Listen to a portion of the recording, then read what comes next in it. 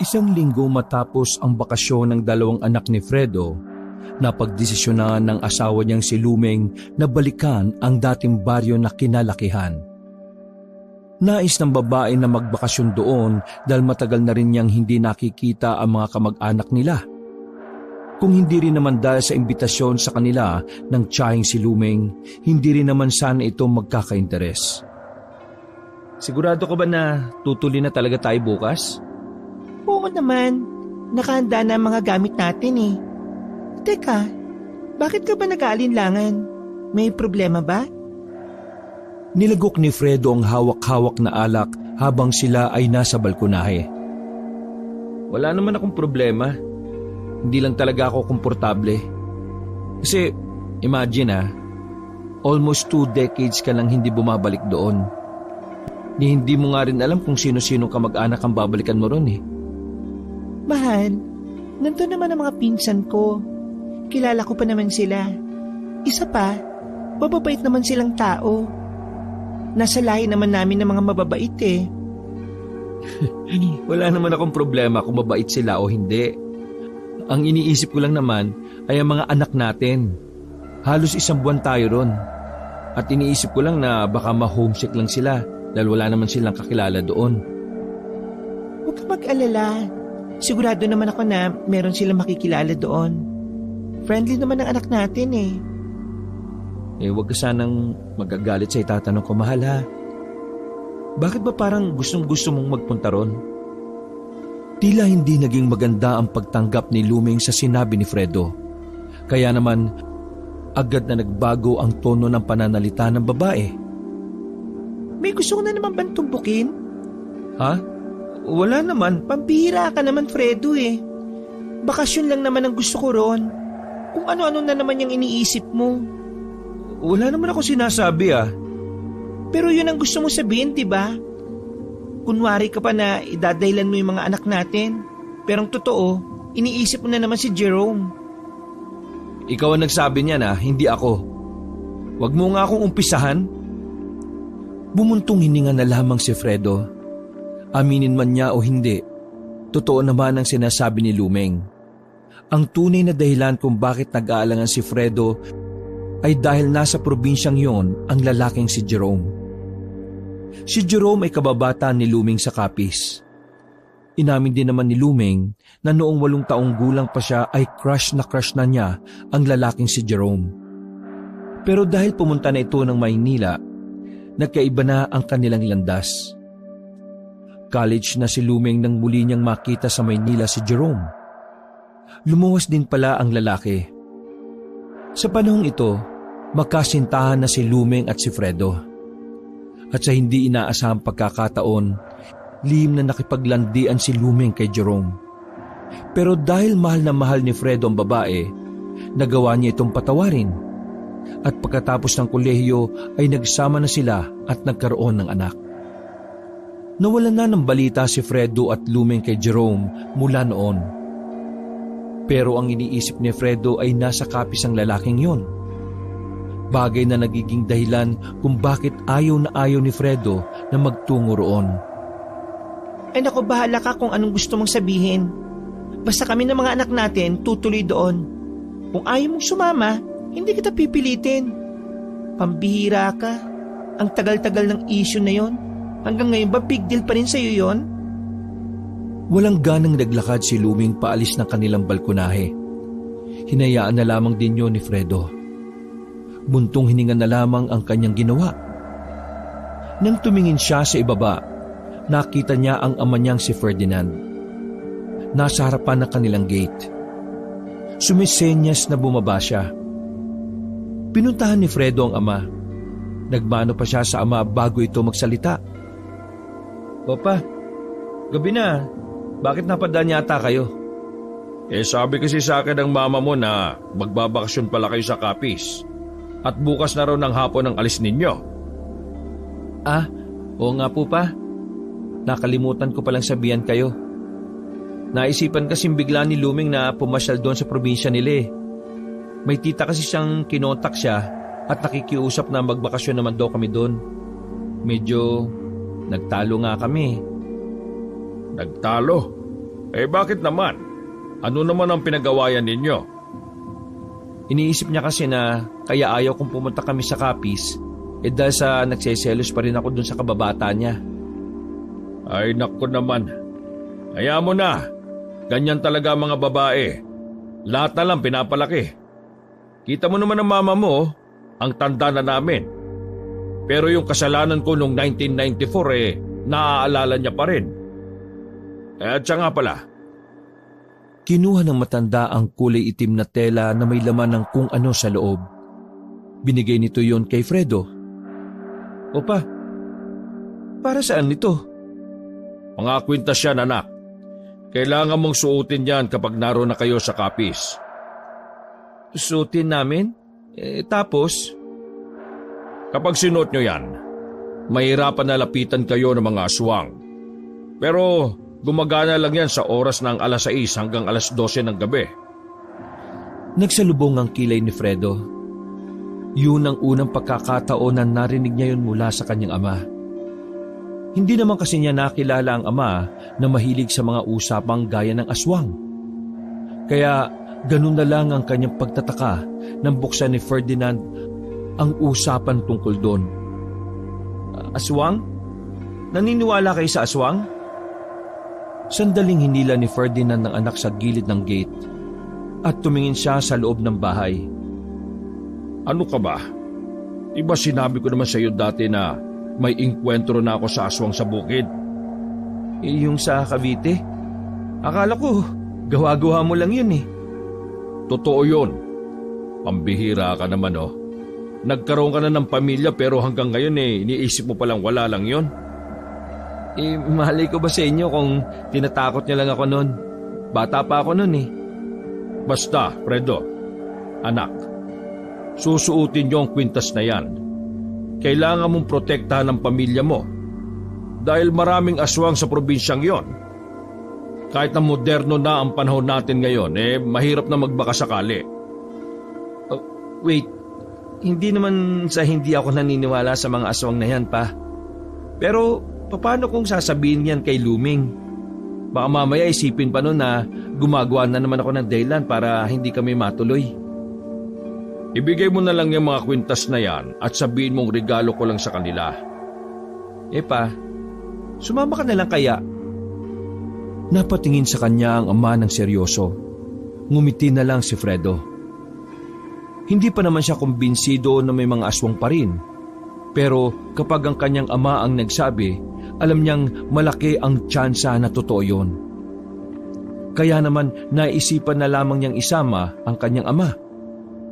Para kung sakaling may mga aswang nga silang makakaengkwentro, mayroon silang kasama na may kaalaman sa mga nilalang na yon. Aalis na ba tayo, kuya? Hintayin na lang natin si Luming sa loob. Nagme-makeup pa yata asawa mo eh. Babiyahe lang naman tayo. Hayaan mo na. Ex mo nga dati aaten lang sa lamay, nakadress pa siya. Ay, siya nga pala. Sigurado ka ba na masasakay natin tong sasakyan sa barko? Oo naman, akong bahala. May kakausapin na ako ron para sa slot natin. Tumangutango na lamang si Fredo. Maya-maya pa ay lumabas na rin si Luming na dala ang dalawang bata. Pumasok na rin sila sa loob ng sasakyan. Sa likuran ng van, nakapwesto ang pamilya ni Fredo.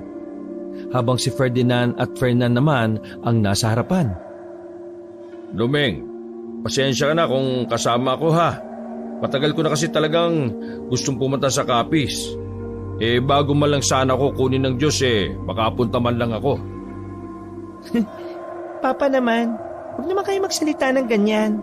Wala naman pong problema sa akin Para mas marami, mas masaya. Lolo, hindi po kayo mamamatay. Tama po si Potpot. Sabi po kasi sa palabas, matagal po mamamatay ang masasamang damo Huy! Potpot, not. Hindi magandang nagsasalita kayo ng ganyan sa lolo nyo ha. Anong sinabi ko sa inyo? Huwag basta-basta sasali sa usapan na matatanda. Yumuko na lamang ang dalawang bata at nanahimik. Saan pa ba naman magmamanay ang dalawang yan, kuya? Di sa'yo.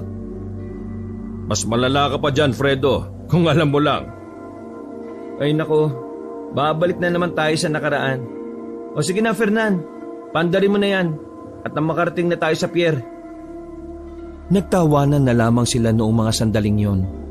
Sa kalagitnaan ng kanilang biyahe, nakaramdam ng antok ang mag-iina ni Fredo. Ginising lamang nila yon nang marating na rin nila ang pier.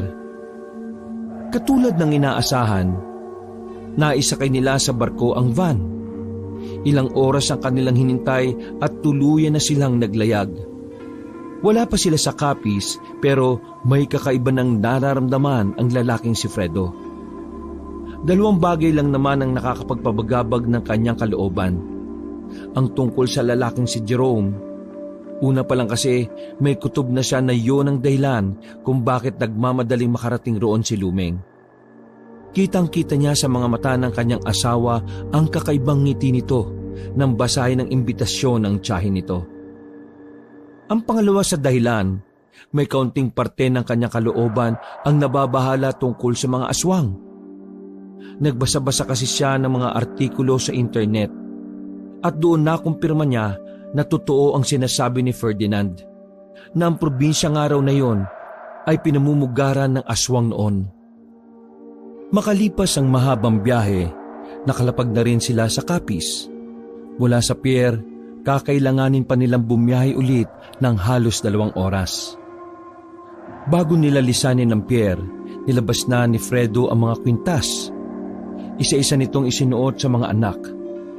Isinuot din nito ang kwintas sa kanyang asawang si Lumeng. Bigay ito ni Papa para sa atin. Dumaan kasi si Papa sa Quiapo nung nakaraan kaya naisipan niya tayong bilhan ito. Maraming salamat po, Tatay. Buti pa po kayo, pinilan kami ng kwintas. Walang anuman. Ikaw naman kasi kuya hindi mo binibilan si Ate Luming yan yan tuloy. Bumuntong hininga na lamang si Fredo noong mga sandaling yon at pinilit na lamang kumalma. Makalipas ang ilang minuto ay nagsimula na rin silang bumiyahe. Gusto sanang matulog ni Fredo ng mga sandaling yon. Pero kakapikit niya pa lang ng mga mata nang biglang may narinig silang pumutok.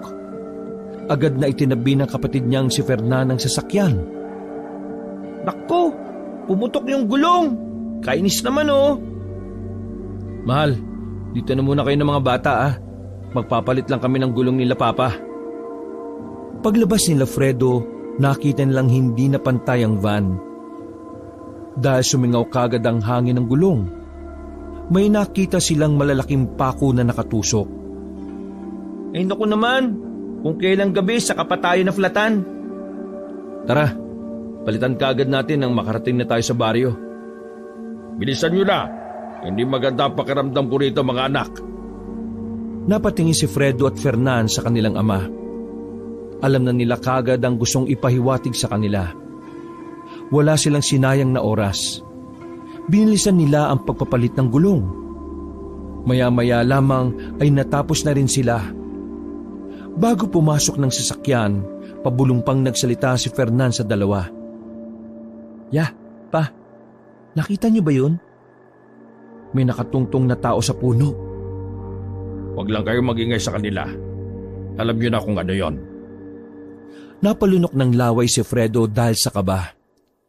Noong mga sandaling yon, tuluyan ang nabuhay sa kalooban ni Fredo ang takot. Dahil kung totoong aswang nga ang nakita nilang nakatungtong sa puno, nasisiguro ni Fredo na hindi magiging masaya ang kanilang pananatili roon. Pagpasok nila ng sasakyan, ay agad na silang umalis doon. Tahimik lang silang tatlo habang nasa biyahe. Hindi mawala-wala sa isipan ni Fredo ang kanilang nakita. Gustuhin man niyang bumalik na sila sa Maynila, pero alam niyang hindi yun magiging madali. Pagsisimulan lang yun ng kanilang away. Sa kakaisip ni Fredo ng kung ano-ano, ay hindi na niya namalaya na nakarating na sila sa baryo. Tinigil ni Fernan sandali ang sasakyan sa gilid. Ate Lumeng, kabisado niyo ba yung daan papunta sa bahay nila? Mukhang malaki kasi itong baryo Sandali lang. Kukontakin ko lang si Tia Belia. Sinubukan tawagin ni Luming ang kanyang tiyahin. Pero dahil nasa liblib na parte na ang baryo, mahina ang signal. Hindi ko makontak si Tia Belia, Fernan. Pandarin mo na lang. Basta ang sabi ni Tia Belia, yung bahay daw niya ay may trapal sa bakuran na kulay pula. Sa dami ba naman kasi ng palatandaan, bakit trapal pa? Baka mamaya may kapareho pa tayong makita magkamali pa tayo. Ayos lang. Tingnan na lang natin kung may makikita nga tayong kapareho. Kung wala, di yun na yun. Mabagal na pinatakbo ni Fernan ang sasakyan. Bawat madaanan nilang bahay ay masuri nilang tinitingnan. Mga ilang sandali lang, napatigil na sila sa harapan ng isang bakuran. Eto na ba yon? Binuksan ni Fredo ang sliding door at nauna nang bumaba. Tumayo ito sa harapan ng bakuran na may kulay pula at malaking trapal. Ito na yata yun. Hindi mo ba natatandaan?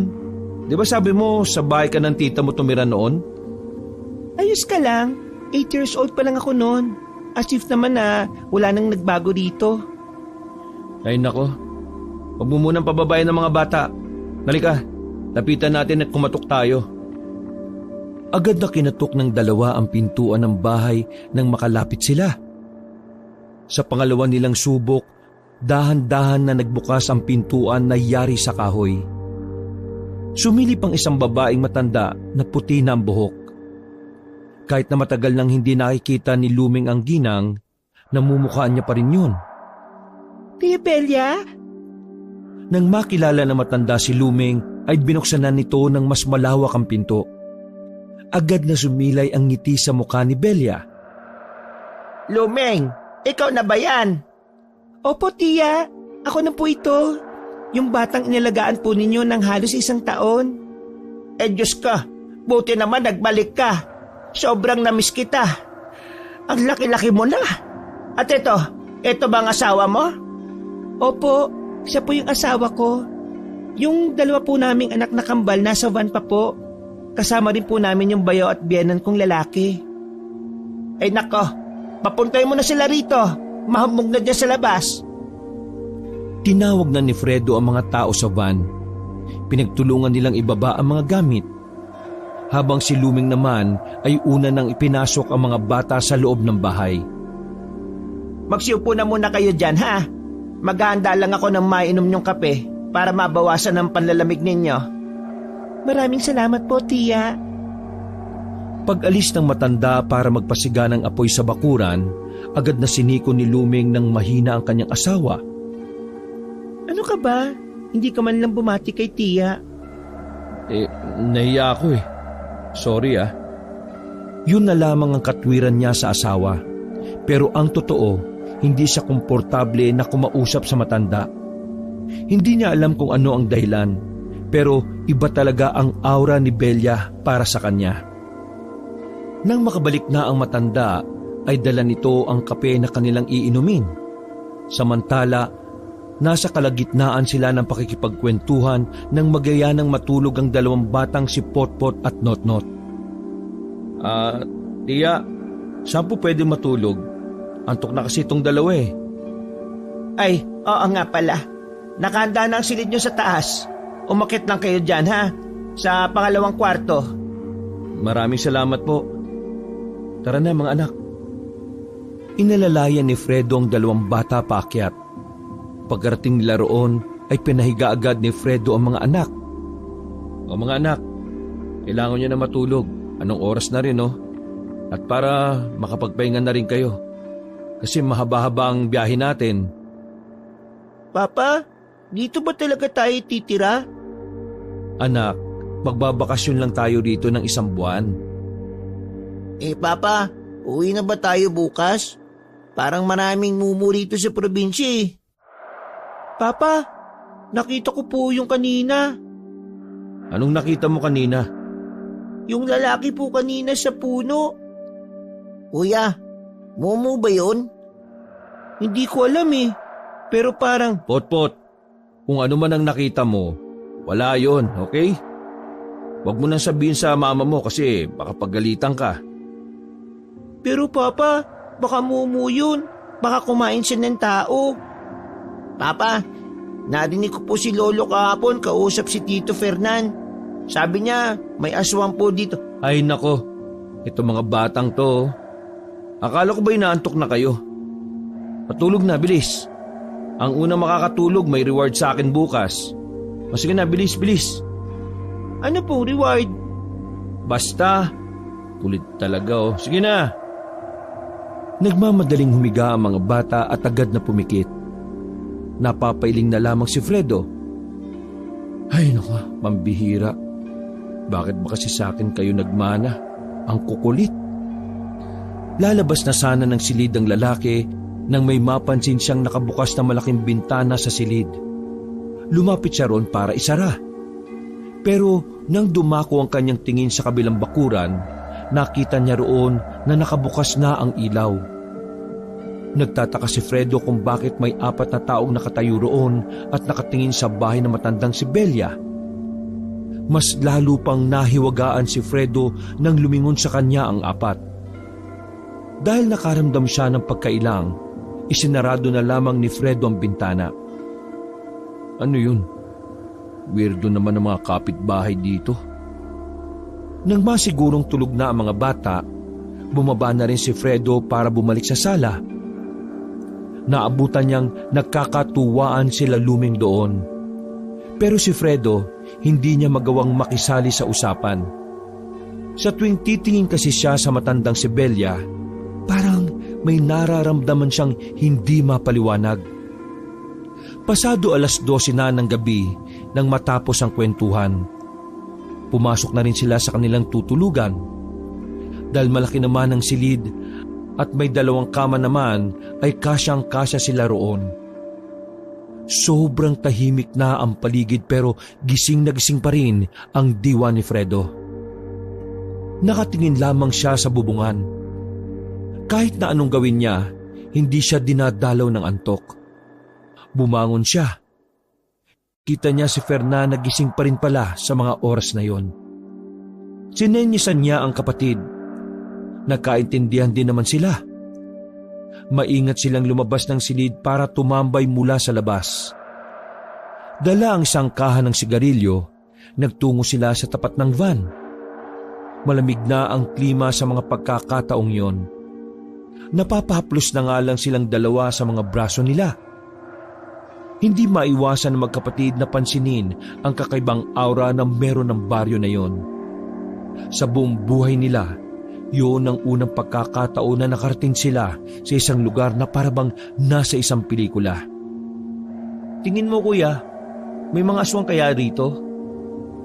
Kung aswang ang nakita natin kanina, malamang sa malamang, meron din dito. Creepy dito ya. Feeling ko, hindi tatagal dito asawa mo. Matatakotin yun, di ba? Anong hindi tatagal? Baka kamo dito na yun tumira. Nandito yung first love nun eh. Diyos ko naman. 2 na ang anak niyo, nagsiselos ka pa rin doon? E paanong hindi ako magseselos? Hindi ko pa nakakalimutan yung ginawa niyang panluloko sa akin. Eh kung di mo na pala kaya magtiwala sa kanya, eh bakit mo pa pinakasalan? Ang gulo mo rin ano? Ay nako, maintindihan mo rin ako balang araw kapag nagkaroon ka na ng asawa. Sus, para namang hindi pa ako nagkakaroon. Ha? Ano yun? Napali sa pagkakasandal sa gilid ng van ng magkapatid. Dumako ang kanilang tingin sa kung saan-saan. Hinanap nila kung saan nagmumula ang narinig nilang tila hiyaw ng isang mabangis na hayop. Narinig mo yun kuya? Parang hayop. Tara, sa loob ng van. Pasok! Pumasok ang 2 sa loob ng van. Palihim silang nagmasid sa paligid. Pero ilang minuto na silang naroon ay wala naman silang nakita sa labas. Dahilan para maisipan nilang suriin ulit ang paligid at dahan-dahang maglakad. Nakarating sila sa tapat ng isa pang bakuran. Ang bakuran kung saan nakita ni Fredo ang 4 na tao na nakatingin sa kanya. Sandali lang. Oh, bakit? Kanina habang nasa bintana ako, may nakita kong 4 na tao dyan sa bakuran na yan eh. Ang creepy nila. Tingin mo aswang yon? Aba, ewan ko. Pero siguro. Di kaya masyado lang tayo napaparaning kasi kapis to. Baka nami-misinterpret lang natin yung sinabi ng iba na maraming aswang dito. Kilala mo naman si Papa, di ba? Kapag sinabi niya, ibig sabihin totoo yun. Hindi na nagsalita pa si Fernan. Hinila nito si Fredo sa gilid ng makitang lumabas ng bahay ang tiyahin ni Luming. Ya, saan pupunta yun? Gabing-gabi na. Hindi ko alam. Bakit ako ba laging tinatanong mo? Tara, sundan natin. Sundan? Para saan? Mga naiisip mo parang timang eh. Paano kung mapahamak siya sa labas? Taga dito si Tita Belia. Kilala siya rito. Baka mas tayo pa ang mapapahama kasi bago mukha lang naman tayo rito. At saka sa totoo lang, hindi maganda kutob ko sa matandang yan kanina pa eh. Oh, bakit? Anong naisip mo sa kanya? Basta, pabigat ang pakiramdam ko sa kanya. Bukas na bukas nga maghahanap na lang ako ng pwedeng upahan dito kung meron man. Hindi ako komportable na kasama ang tiyan niya sa isang bahay. Yun naman pala eh. Kaya nga natin susundan para malaman natin kung talagang tama lang na ganyan ang pakiramdam mo sa kanya. Tara na! Ano ba? Ang kulit mo naman. Hinila na siya ni Fernan paalis. Sumakay na lang din siya sa trip ng kanyang utol. Sinundan nila ang matandang si Belia. Pero hindi pa man sila nakakalayo. Bigla na lamang nawala sa paningin nila ang matanda ng lumikuyon sa kaliwang kanto. Oh, nasaan na yun? Dito lang lumikuyon ah. Paanong nawala yung kagad? Hindi kaya aswang siya? Siniko ni Fredo ang kapatid. Para ka talagang tanga. Wala naman layang aswang sila Luming eh. Ang mabuti pa, umalis na lang tayo at bumalik sa bahay. Wala silang kasama ron. Nandun si Papa, di ba? Asahan mo pa matanda na nga. Sira din tuktok mo eh. Tara na! Nagmamadaling naglakad ang dalawa. Pero muli silang napatago sa gilid nang may matanaw silang mga paparating. Dumapa sila sa halamanan. Ilang sandali lang, dumaan na rin sa kanilang harapan ang grupo ng kalalakihan na may bitbit na sako.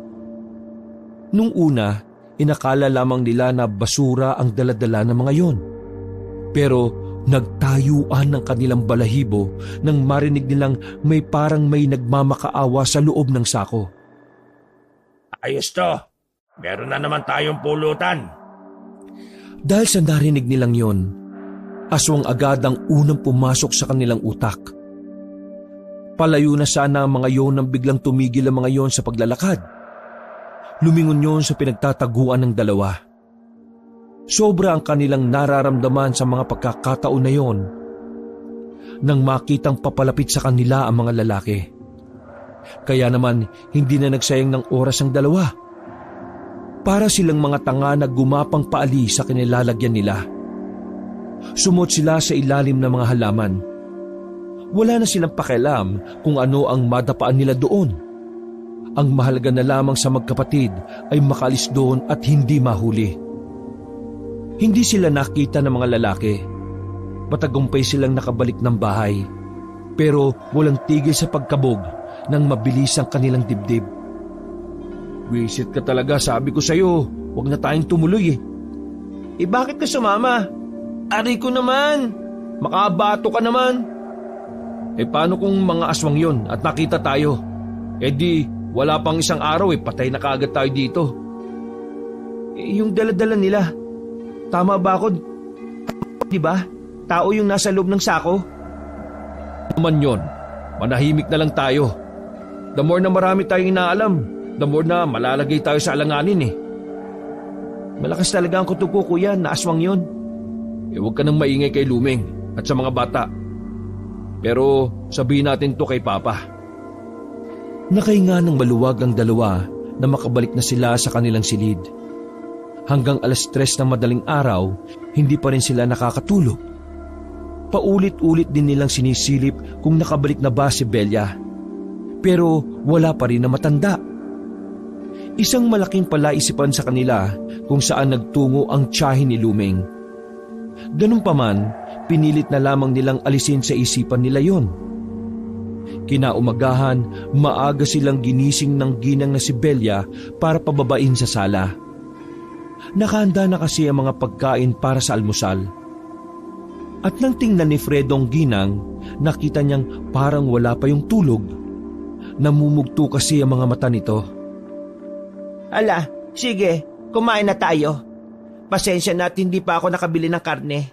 Puro gulay lang kasi ang imbak ko eh. Ayos lang po. Kumakain din naman po ng gulay ang mga anak ko eh. Eh buti naman. O tara na, kain na tayo.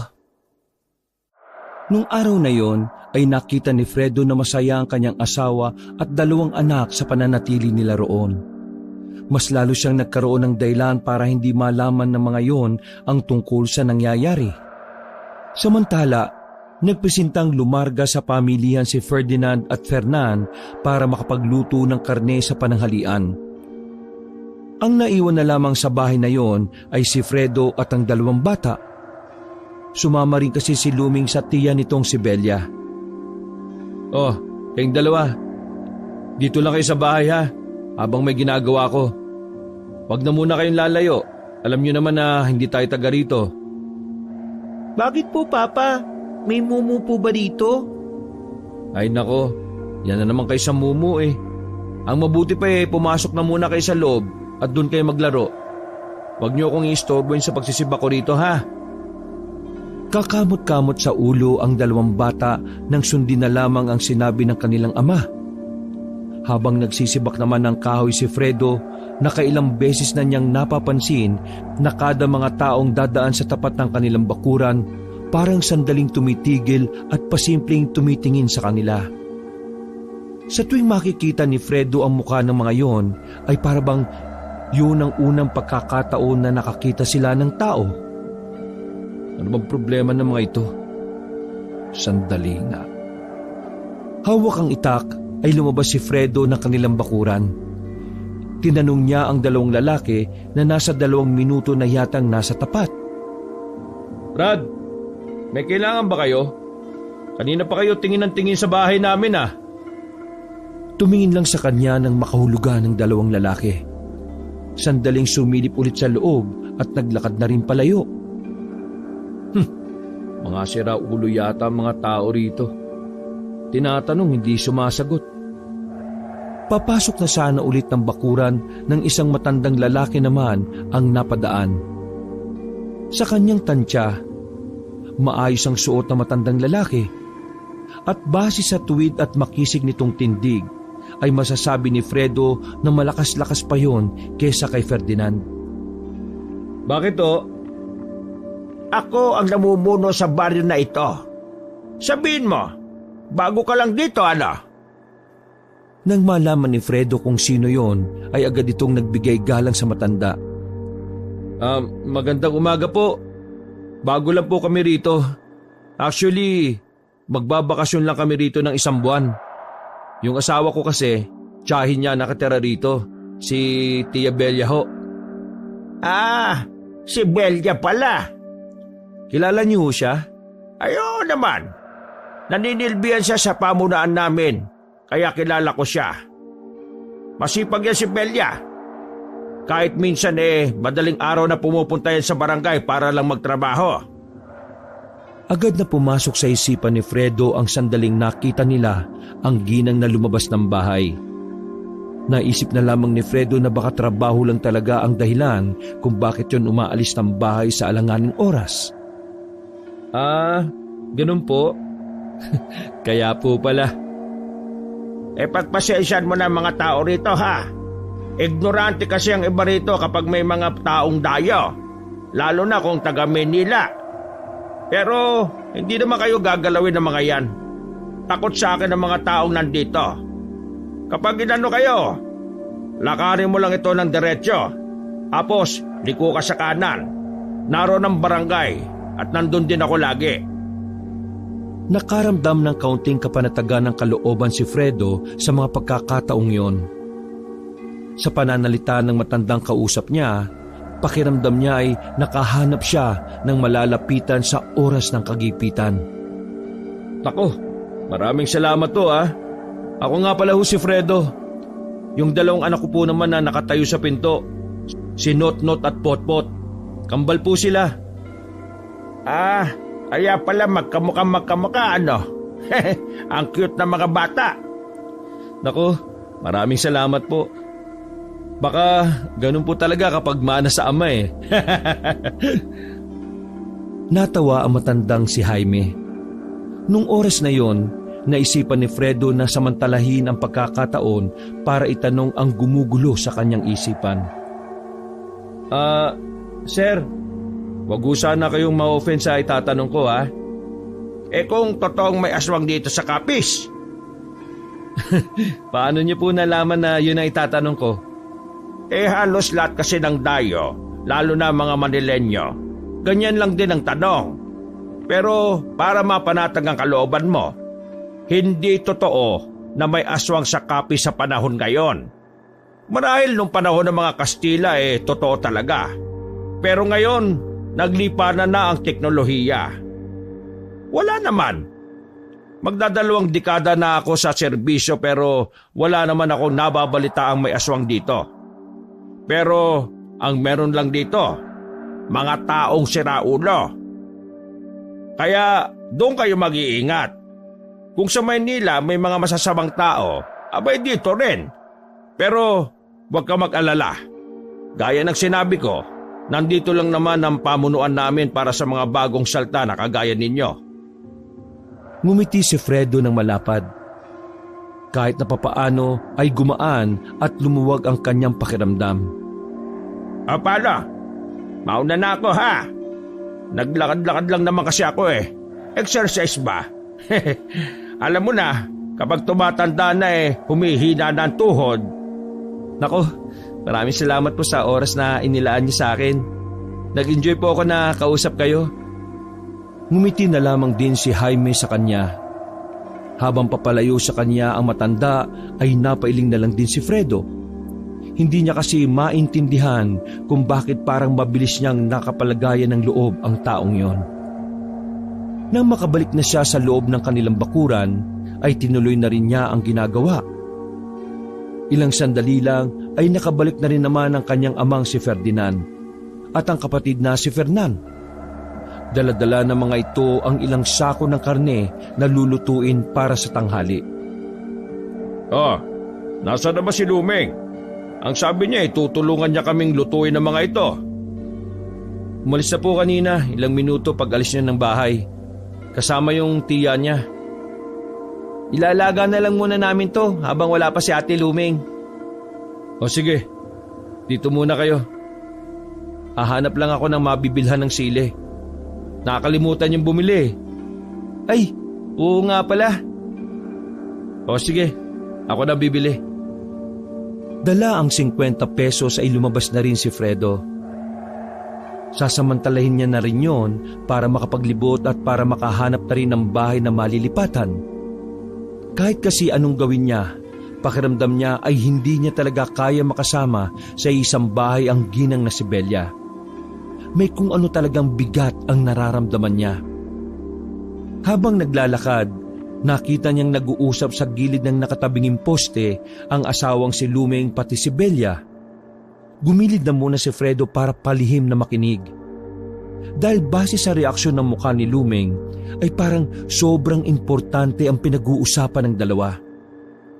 Si Jerome, yung anak ni Maring Gwen. Di ba sa Maynila na rin sila tumira ng ilang taon matapos kayo magpunta rin ng Maynila? Oo nga po. Nakita pa nga kami sa Maynila nung college kami. Pero nitong nakaraan lang, nalaman ko na bumalik siya rito sa Capiz. Alam niyo po ba kung saan siya tumutuloy? Nakita niyo po ba siya rito? Nako, hindi ko na siya nakikita rito. Kung nandito man siya ngayon, baka hindi ko na rin matandaan ang muka. Ikaw nga muntikan ko nang hindi makilala Yung pa kayang si Jerome na minsan ko lang talaga makita noon. Ang liliit niyo pa dati. Bakit? Ano bang gagawin mo? May kailangan ka ba sa kanya? Hayaan niyo na po. Ako na lang po hahanap kapag may oras ako. Alam ba yan ang asawa mo? Hindi po, kaya wag niyo na lang po itong sasabihin ha. Di sige. Hindi naman ako madaldal eh. Naglakad na rin paalis ang dalawa, habang si Fredo gigil na gigil at gusto nang lamugin ang puno ng papaya. Mabilis na umakyat ang init sa ulo niya. Pakiramdam niya ay tinatarantado siya ng asawa. Hindi niya maintindihan kung papaanong nagawa ni Luming na maglihim sa kanya. Ang tumatakbo sa isipan niya noong mga sandaling yon ay hindi pa rin nakakausad ang babae sa nararamdaman nito para kay Jerome. Gustong magwala ni Fredo nung araw na yon. Sa halip na sili ang dapat niyang bilhin, bumalik siya sa bahay na Red Horse ang daladala. Nagulat nga sa kanya ang ama at kapatid, pero hindi na lang niya sinabi sa kanila kung ano ang kanyang nalaman. Nilaklak ni Fredo ang 3 bote ng alak at agad na bumagsak sa higaan bago magtanghalian. Hindi na niya alam ang mga nangyari. Ang gusto na lamang ni Fredo ay ang makatulog at makalimot. 4:00 na ng hapon. Nakaramdam si Fredo na parabang may umuuga sa kanya. Pagdilat ng kanyang mga mata, una niyang nakita ang mukha ni Luming na salubong ang kilay. Mabilis siyang napamulagat at bumangon. Ano na naman bang pumasok sa kokote mo? At bakit bigla-bigla ka na lang naglasing? Ha, Fredo? Ha? Apo na pala. Ano? Kumain na ba yung mga bata? Kanina pa sila kumain ng tanghalian. 4 hours ago na. Habang ikaw tulog. Sinamahan sila ni Tatay at Fernan na malapit sa peryahan. Diyan, sa kabilang baryo. Si Tia naman, pumasok na sa barangay. Makakasama sana ako sa mga anak natin kung hindi lang ako naghintay na magising ka eh. Ano ba problema mo? Ikaw ba? Ano bang problema mo sa akin? At kailangan mo magsinungaling? Ha? Magsinungaling? Anong sinasabi mo, Fredo? May hangover. Luming, alam kong alam mo sinasabi ko. Kaya please lang, aminin mo na. Ang alin ba? Diyos ko naman. Hanggang dito ba naman? Gusto mo ako pa talaga magsabi sa'yo, ha? Diretsuin mo nga ako. Ano bang gusto mong sabihin? Narinig ko kayo ng tiya mo, dun sa daan na nag-uusap. Nanlaki ang mata ni Luming. Naidako na lamang niya ang tingin sa ibang direksyon nang dahil sa hiya na nararamdaman. Ano? Hindi ka makatingin sa akin, ano? Kasi totoo yung hinala ko bago pa lang tayo magpunta rito. Totoo na si Jerome lang naman palang pakay mo rito eh, at hindi ang tita mo. Pambihira ka. Para sa pansarili mong interes, nagawa mo kong lokohin. Ikaw lang naman pala may kailangan eh. Bakit isinama mo pa kaming lahat sa nakakapraning na lugar na ito? Tapos, magtataka ka pa kung bakit hanggang ngayon hindi ko magawang ibigay sa iyo yung buong tiwala ko. Niloko mo na ako nung college tayo at ginagawa mo pa rin yon hanggang ngayon. Walang salitang lumabas sa bibig ng babae. Dahilan para mas lalong manggalaiti si Fredo. Ginamit mo pa ang mga bata para lang magkaroon ng dahilan na makapunta rito. Dahil alam kong hindi mo ako papayagan kung ako lang mag-isa. Bakit ba kasi gustong-gusto mo makita yung Jerome na yan? Na parang wala ka pang pakialam kung mapahamak tayong lahat sa lugar na ito? Kasi una pa lang, alam mo naman talagang si Jerome ang mahal ko, di ba? Napilitan lang ako magpakasal sa'yo dahil binuntis mo kagad ako nang magsama tayo. Ganun ka ka-selfish. Kinulong mo ako sa buhay na hindi ko pinangarap para mailayo lang ako ng tuluyan sa taong totoong mahal ko. Buhay na hindi mo pinangarap? Napilitan ka lang sa lahat ng to? Ganun ba? Totoo. Minahal ko ang pamilyang ito. Mula nang makita ko ang kambal natin. Totoo ang pagmamahal na binigay ko para sa kanila. Pero kahit na ganun, nanghihinayang pa rin ako sa buhay na gusto ko. Na dapat si Jerome ang kasama ko at hindi ikaw. Alam mo, kahit kailan hindi na kita kayang mahalin. Si Jerome ang gusto ko. Tama na! Bakit? Masakit ba marinig ang totoo, Fredo? Ikaw ang dahilan kung bakit ganito ang buhay natin. At tagal ko nang nagtiis para sa mga anak natin. Pilit kong kinalimutan ang totoong taong mahal ko para sa pamilya natin. Ang tagal ko nang niloloko ang sarili ko na masaya ako sa iyo. Kasalanan mo kung bakit ako... Ikaw ang may kasalanan ng lahat.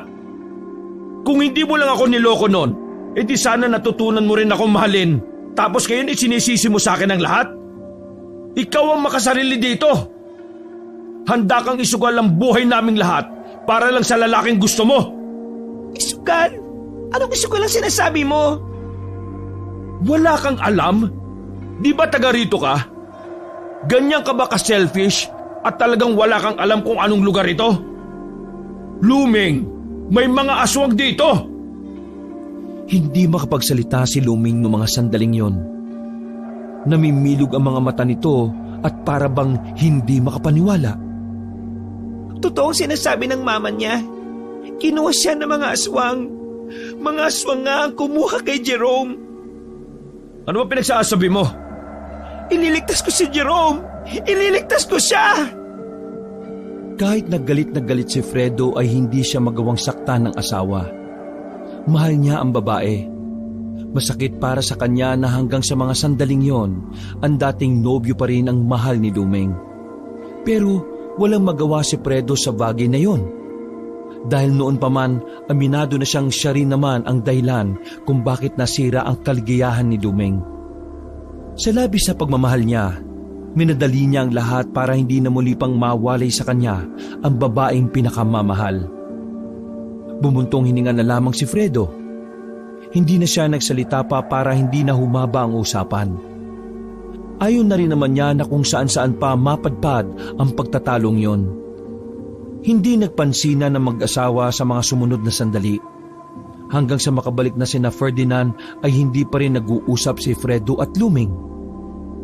Fredo, anak, may problema ba kayo ng asawa mo? Bakit parang napapansin ko na hindi kayo nag-uusap? Dinadaan-daanan niyo lang ang isa't isa eh. Nasa bakuran silang tatlo nung gabing katatapos lang nilang maghapunan. Lutang pa rin ang isipan ni Fredo matapos malaman ang katotohanan mula sa asawa.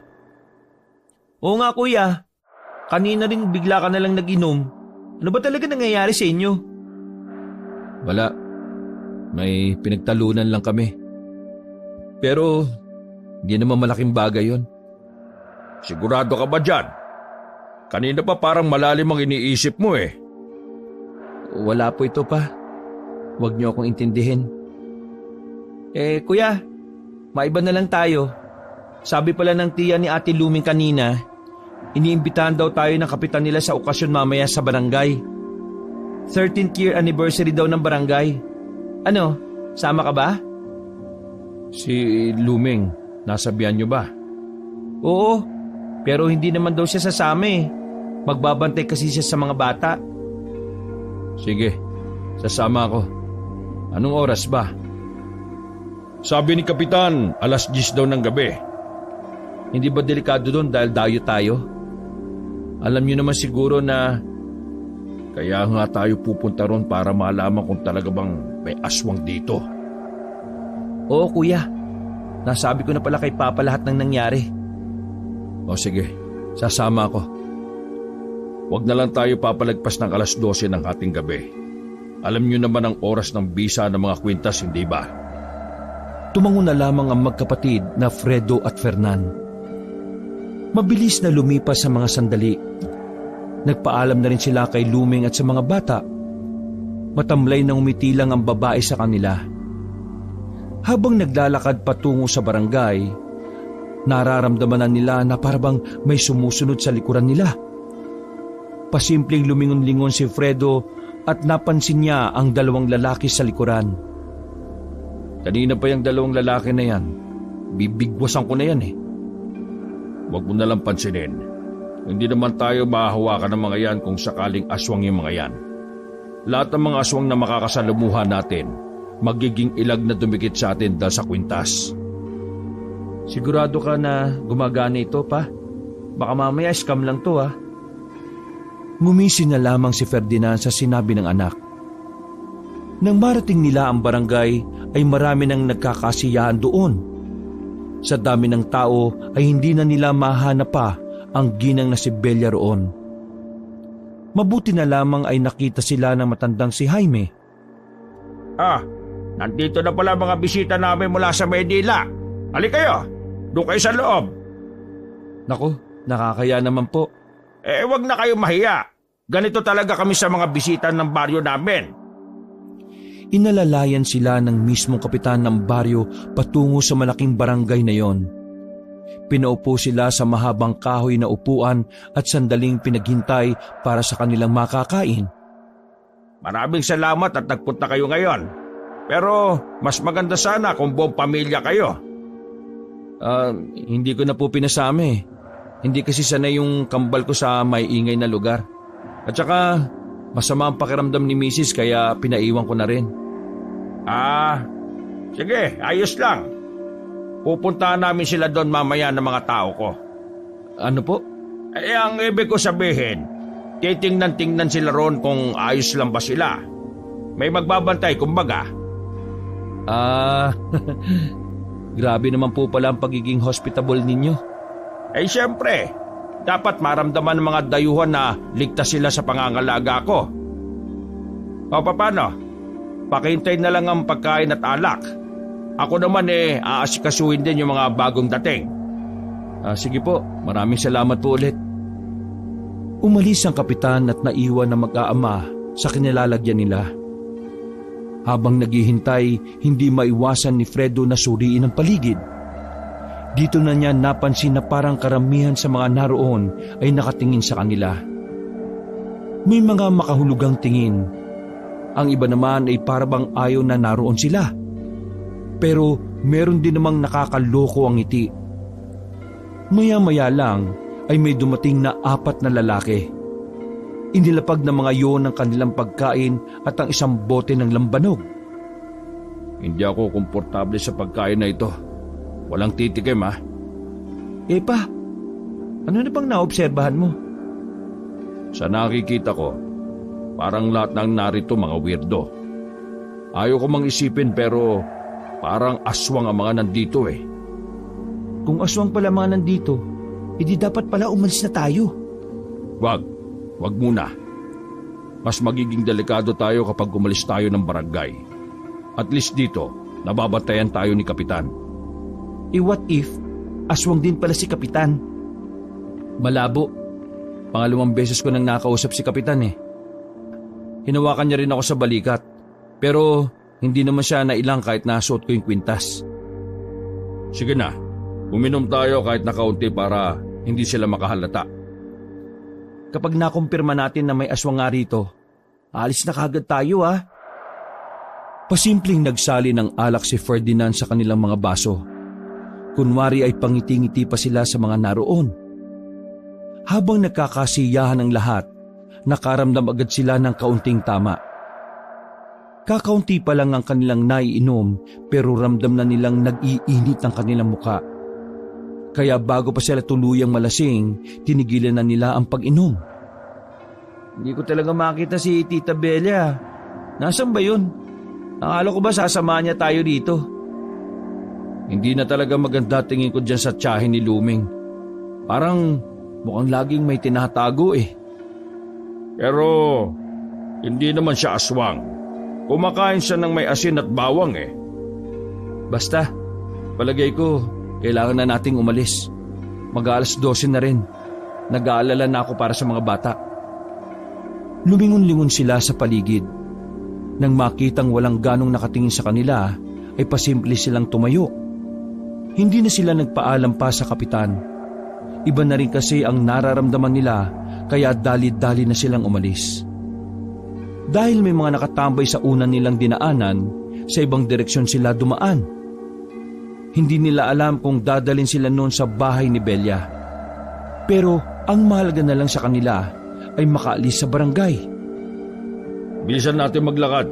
Baka may sumunod. Mawawala rin ang bisa ng kwintas. Ikaw ang magbilis ng lakad pa. Ikaw may natuhod dito eh. Siraulo ka pala eh. Alam mo naman pala, sinasabi mo pa. Eh na nga ba sinasabi ko eh.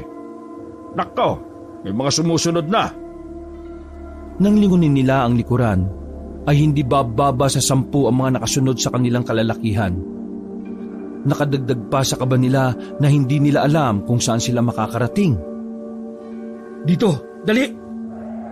Hinilan ni Fredo ang kapatid at ama, papasok sa gilid ng madamo at mahalamang parte ng daan. Dumapa sila roon at tinakpan ng mga bibig. Habang nakatago, kitang-kita ng kanilang mga mata na iba na ang itsura ng mga kalalakihan. Doon na nila nakumpirma ng tuluyan na marami nga talagang aswang sa baryong yun. Hindi na sila makikita ng mga aswang sa pinagtataguan nila. Ang kaso nga lang ay biglang tumunog ang daladalang cellphone ni Ferdinand. Pambihira, ngayon pa talaga nag-alarm. Kaya pala, oras na pala ng maintenance ko. Nahinto ang sasabihin na matanda na si Ferdinand nang makita nilang lalapit sa kanila ang mga aswang. Wala nang sinayin na segundo ang magkapatid. Tumayo sila at hinila ang ama palayo roon. Ang kaso nga lang, nakita sila ng mga aswang. Kaya naman sa mga sumunod na senaryo ay mas lalong nagdulot ng kilabot para sa mag-aama ang sandaling yon.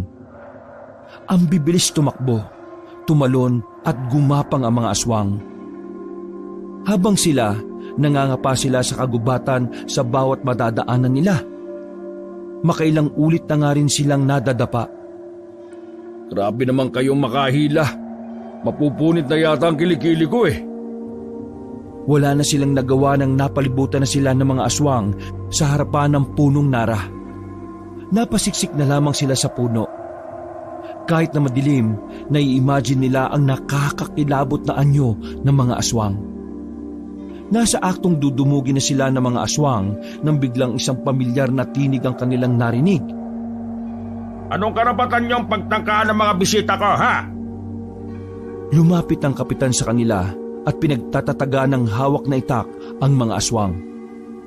Takot na nagpulasa ng mga yon. Dahilan para makahinga na ng maluwag ang tatlo. Maraming salamat po, Kapitan. Mabuti na lang dumating kayo. Pero, paano po kayo nakasunod sa amin? Sinabi ko naman sa inyo na walang gagalaw sa inyo. Basta alam ng lahat na kargo ko kayo. Nagpaalam din sana kayo para naman pinahatid ko na lang kayo pa uwi. Mawalang galang na po, Kapitan. Pero, antingero ba kayo? Hindi sinagot ng kapitan ang tanong na yon ng matandang si Ferdinand. Sa halip ay iba ang sinabi nito. Sige na, umalis na kayo sa kagubatan at umuwi na kayo sa inyo. Maraming aswang sa baryong ito. Pero, ang sabi nyo, walang aswang dito. Pasensya na kung hindi ko sinabi ang totoo. Pero malalaman mo rin ang tunay na dahilan kung bakit. Sa ngayon, kailangan nyo nang umalis. Babalikan nila kayo rito. Sige po, maraming salamat ulit. Tara na, umalis na tayo. Nagmamadali na silang makaalis ng kagubatan. Mabuti na lang din ay nakahanap sila ng daan patungo sa kinaroroonan ng bahay ni Belia. Kaya ilang minuto lang ay nakauwi na rin sila. Pagpasok nila ng bahay, naabutan nila si Luming na nasa sala at parang kanina pa naghihintay sa kanila. Pag-impake ka na ng mga gamit, Fernan. Ihanda mo yung sasakyan. Aalis na tayo rito. Ha? Anong aalis? Aalis na tayo rito, okay? Nasa panganib ang buhay nating lahat dito. Maraming aswang dito. Ngayon lang muntikan na kami mapahamak. Hinabol kami ng mga aswang. Sige na, mauna na kayo. Isama mo yung 2 bata. Ano na naman yung pinagsasabi mo?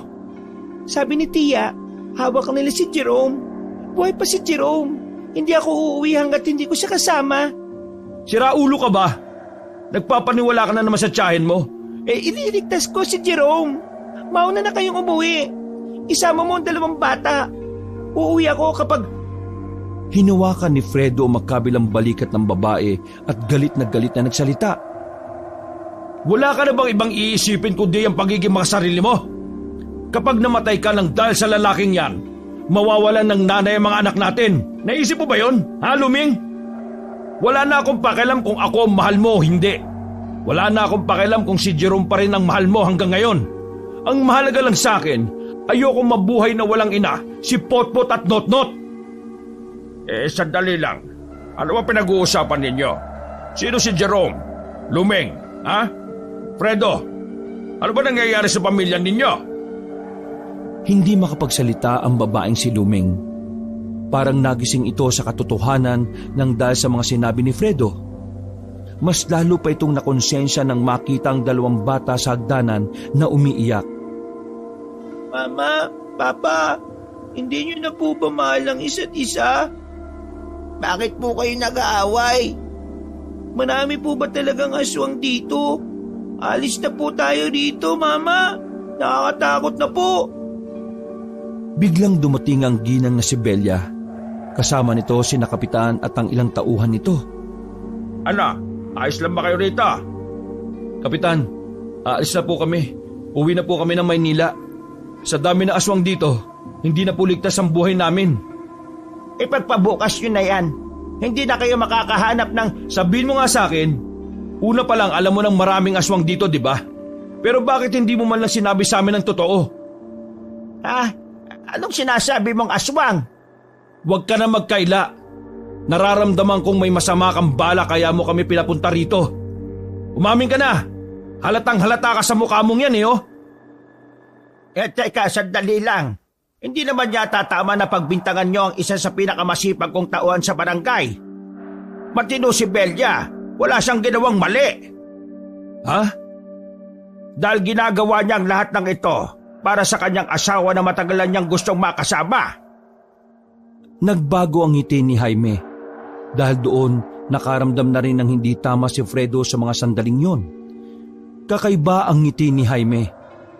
Ganun na ganun ang ngiti ng mga nakita nila sa barangay. Huwag mong sabihin. Belia, ipaliwanag mo sa kanila kung ano ba talaga ang dahilan mo kung bakit mo sila pinapunta rito. Nahihiyang nagsalita matandang babae. Hindi yun makatingin ng maayos kay Lumeng at Fredo. Sa halos 2 dekada na wala ka rito, Lumeng, sobrang dami na nagbago. At ang pinakamalalang nagbago rito ay ang mga tao. Lahat ng narito sa baryong ito ay puro aswang na. At ang ibang taong natitira, tuluyan ng umanib sa kanila. Kaya ang baryo na kinalakihan mo, baryo na ng mga aswang. Pasensya na kung dinabay ko kayo. Pero gusto ko lang makasama ulit si Rufino, ang asawa ko na bihag nila. Pakakawalan lang nila yon kapag nakakuha ko ng higit sa 5 tao na magiging kapalit niya. Pinapunta ko lang talaga kayo rito para maging kapalit ng asawa ko. Sinasabi ko na nga be. Kaya unang kita ko pa lang sa mukha mo, alam kong hindi ka na mapagkakatiwalaan eh. Napakawalang puso mo. Hindi mo na iniisip ang 2 bata? Napaka makasarili mong matanda ka. Paano mo nagawa sa amin to, Tia? Kailangan ko itong gawin. Si Rufino na lang ang meron ako. Kung mababalik ko siya, magiging masaya na ulit ang buhay ko. Masaya? Paano ka magiging masaya kung may mga taong mamamatay ng dahil sa ginawa mo? Pep. Sandali lang. Belia, tingin ko hindi mo naiintindihan ang lahat eh. Ano pong hindi ko naintindihan, Kapitan? Tingin mo ba susunod ako sa kasunduan natin? Hindi mo ba naisip na ginagamit lang kita para meron kaming ihahanda sa papalapit na Aswang Festival? Kapitan, pero ang sabi niyo sa akin, Ilang buwan ng patay ang asawa mong si Rufino. Pinulutan na siya ng mga aswang. Kaya ang paghihirap mo, nauwi lang sa wala. Nandamay ka pa ng ibang tao na galing Maynila. Tumawa ng malakas si Jaime. Hindi inakala ni Fredo na ganun pala talaga ang tunay na kulay ni Jaime. Nakaramdam din siya ng galit dahil sa ginawa nitong panloloko sa kanya. Walang hiya ka. Ginawa ko ang gusto mo. Tapos hindi ka marunong tumupad sa pangako mong babalik mo ang asawa ko. Napaka-demonyo mo, Jaime. Mga aswang, kayo na ang bahala sa matandang yan. Paggatian ninyo kung gusto ninyo. Tia, si Jerome, Sinabi mong buhay pa si Jerome, di ba? Nasaan ba talaga siya? Si Jerome, yung kasakasama ni Rufino sa kulungan, yung bang lalaking tinutukoy mo? Eh, pasensya ka na rin, pero kasabay siyang namatay ni Rufino. Sa madaling sabi, naging pagkain lang sila ng mga bata-bata ko. Lumeng, patawarin mo ako. Napakasama mo, Tia. Napakasama ninyo. Wala namang mabuting aswang. Papuri para sa amin kapag sinasabihan kami masama. Sige na, kunin nyo na ang mga taong yan. Dalhin sa kulungan at hintayin na lang natin ang festival. Ha? Lalapit na sana ang mga aswang kina Fredo at Luming nang bigla na lamang maglabas ng baril si Fernan. Tinamaan nito si Jaime kaya agad itong natumba. Habang ang mga aswang naman na kasama nito ay nagpulasan, pinagbababaril ni Fernan ang mga nasa gilid. Sinamantala naman ni Fredo ang pagkakataon na kunin ng 2 bata sa hagdan. Sa sasakyan! Bilis!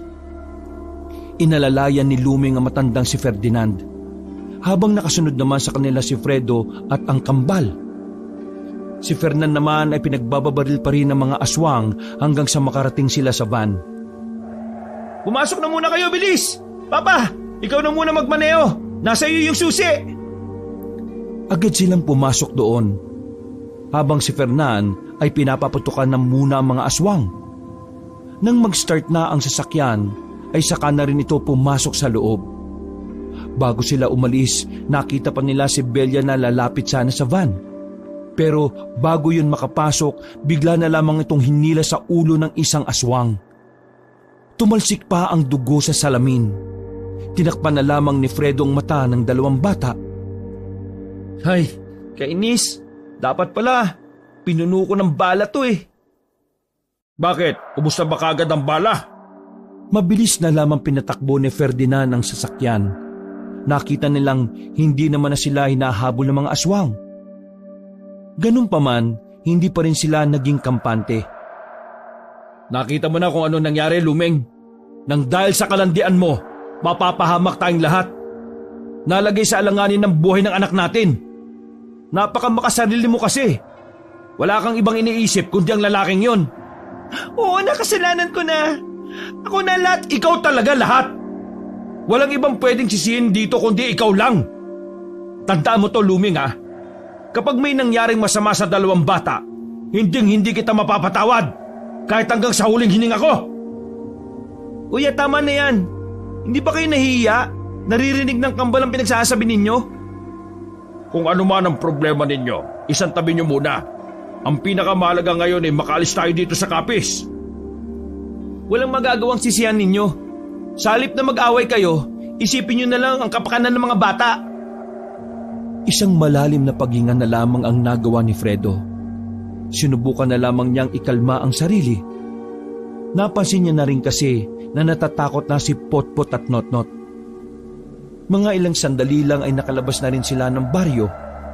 Ganun pa man, hindi nila magawang makampante dahil alam nilang kahit saan sila magpunta, basta nasa loob pa rin sila ng probinsyang yon, hindi pa rin sila ligtas sa kamay ng mga aswang. Anong problema? Nabahala si Fredo nang biglang tumigil ang sasakyan. Hindi ko alam. May kumalubog sa makina eh. Kainis naman oh. Malas. Sinabi na kasi kitang bumili ka na ng mga bagong piyesa eh. Nagtitiis ka pa rin kasi sa mga luma kahit hirap na itong sasakyan mo eh. Naku, nanisi pa talaga. O nasaan ang mga gamit? Titingnan ko kung anong problema. Saglit nilang binuksan ang makina. Pero dahil hindi naman likas na mekaniko si Ferdinand, hindi agad nito matukoy kung ano ang problema ng sasakyan. Pambira naman oh. Ngayon pa talaga tayo nasiraan kung kailan tumatakas tayo. Kanina pa tayo dito eh. Mukhang di pa natin magagamit yan. Kailangan na nating umalis. Paano tong sasakyan ko? Kaya mo bang bitbitin yan? Malungkot ang mukhang napapailing na lamang si Fernan. Matagal na kasi sa kanya ang van na yun. Marami-rami na rin ang naging pakinabang sa kanya noon. Pero dahil sa alanganin na ang buhay nila, kailangan niyang tanggapin na hanggang doon na lang talaga ang kapalaran ng kanyang sasakyan. Sige, bitbitin na lang natin kung anong gamit ang pwedeng mabitbit. Takboy na lang natin hanggang sa makahanap tayo ng masasakyan hanggang sa pier. O sige na, bilis, bilis! Pinagkukuha nila ang magagaan na gamit sa loob ng van. Mabilis nilang nilakad ang daan at tanging liwanag na lamang ng buwan ang nagsisilbi nilang ilaw. Kabadong-kabado si Fredo sa mga pagkakataong yon. Alam niya na sa mga oras na yon ay maaari silang makita ng mga aswang. Pinagdarasal na lamang niya na sana may dumaan na sasakyan na maaari nilang parahin. Sa kakalakad nila, may nadaanan silang isang bahay. Medyo nagdadalawang isip pa nga silang lumapit doon sa pangambang aswang din ang nakatira doon. Pero ganun pa man ay sumugal pa rin sila. Lumapit sila roon at mag-asawang matanda ang nakita nilang nagkakarga ng mga gulay sa tricycle. Pagkita rin sa kanila ng dalawang matanda ay agad na kumuha ng itak ang matandang lalaki. Sandali po, hindi po kami masamang tao. Hihingi lang sana po kami ng tulong. Hindi sumagot ang dalawang matanda. Nanlalaki lang ang mga mata ng mga yon habang nakaamba ang matalas na itak. Wala po kami yung gagawing masama sa inyo. Nakita nilang nagsenyasa ng dalawang matanda. Paraan nila yon ang kanilang pakikipag-usap. Buti na lamang nakakaintindi si Luming ng sign language dahil napag-aralan niya yon noong college. Hindi sila nakakapagsalita pero kaya ko silang kausapin. Sumenya-senyas din si Luming para magpakilala sa dalawang matanda. Kita nilang kumalma na rin ng lalaki at ibinaba ang itak na nakaamba. Oh, anong sabi? Ipinaliwanag ko sa kanila na hindi tayo aswang. Akala kasi nila aswang tayo na nagpapanggap lang na kailangan ng tulong. Naniwala naman sila. Nakiusap din ako sa kanila na kung pwede na makisabay tayo total. Malapit na lang naman daw sa pierang pupuntahan nila. Ang kaso, hindi pwedeng lahat tayo ay sumakay.